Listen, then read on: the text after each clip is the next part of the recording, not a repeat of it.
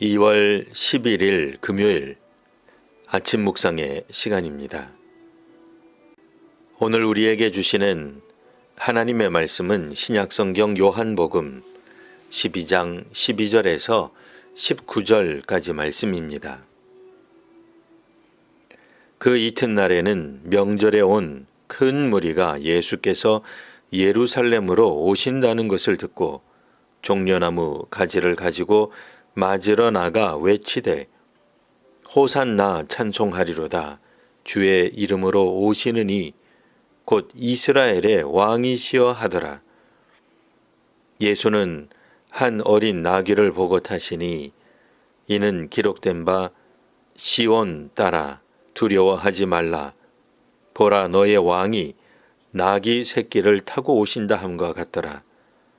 제자들은 처음에 이 일을 깨닫지 못하였다가 예수께서 영광을 얻으신 후에야 이것이 예수에 대하여 기록된 것인가 사람들이 예수께 이같이 한 것임이 생각났더라. 나사로를 무덤에서 불러내어 죽은 자 가운데서 살리실 때에 함께 있던 무리가 증언한지라. 이에 무리가 예수를 맞으면 이 표적 행하심을 들었음이러라. 바리새인들이 서로 말하되 볼지어다 너희 하는 일이 쓸데없다. 보라 온 세상이 그를 따르는도다 하니라. 아멘. 6월절 분위기가 무르익고 있었습니다. 전과 다르게 이번 6월절에는 예루살렘이 술렁이고 있습니다. 2년 전 예수께서 성전에서 장사하던 사람들을 내쫓았을 때만 하더라도 유대인들은 그를 그다지 주목하지 않았습니다. 좀 당황스러운 일로 여기긴 했으나 이 성전을 허물면 자기가 새 성전을 세우겠다고 하니 아무래도 정상적인 사람은 아니라 생각하여 그냥 넘어가는 분위기였습니다. 그런데 지금은 2년 전과 달라도 너무 다른 분위기가 연출되고 있습니다.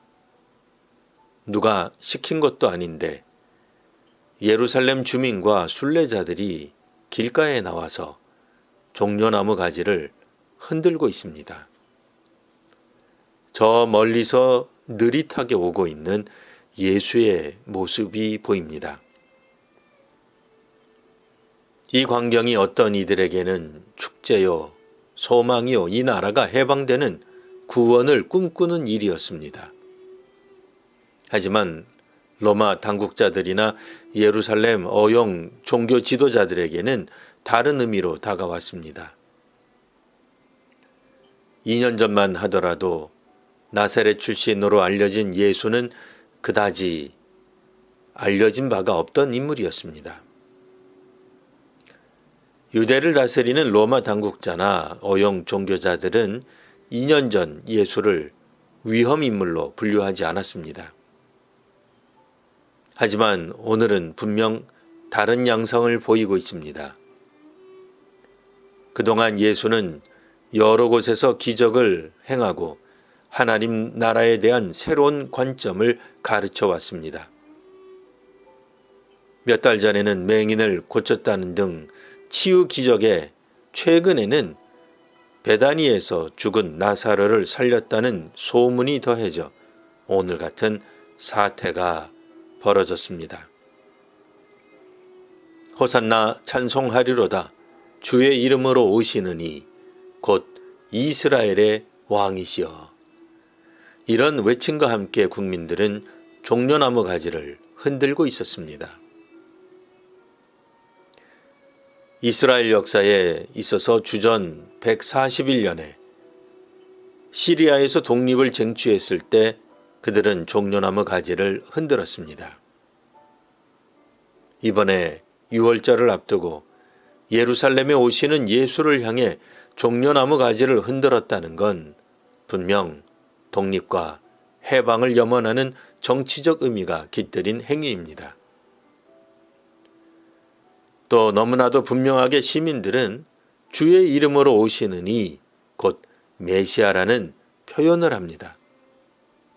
게다가 이스라엘 왕이란 말에서 드러나듯 2년 전과는 달리 예수를 지금은 왕으로 이해하고 기대한다고 외치고 있습니다. 그러니 로마 당국자나 어용 종교 지도자들 입장에서는 국민들의 이런 환호가 아주 불편합니다. 자신들이 얼마나 투명하고 공정하게 나라를 다스려 왔는데 백성들은 그것도 몰라주고 해방이니 독립이니 이스라엘의 왕이니 하며 열광하고 있는 겁니다. 일전에 나사로를 죽이려는 계획을 세웠으나 실행에 옮기지 못한 것이 이들의 큰 실수였습니다. 이제는 나사로가 살아올 때 거기 있었던 무리들이 그 일을 증언하고 다닙니다. 일반 국민들도 죽어도 살아나는 사람, 죽어도 살아나는 군대를 기대하며 예수를, 나사로 옆에 있던 사람들을 영접하고 있습니다. 이제 바리새인들도 자신들이 예수 및 나사로 등을 제거하고자 했던 여러 노력들이 쓸데없는 일이 되었다며 걱정합니다. 오늘 본문은 마치 전쟁에서 승리한 왕이 국민들의 환호를 받으며 입성하는 듯한 모습을 보입니다. 이제 많은 유대인들이 예수님의 제자가 되었고 예수님의 사역은 거의 완성된 것처럼 보입니다. 하지만 오늘 본문의 바리새인들과 달리 악은 결코 포기하지 않습니다.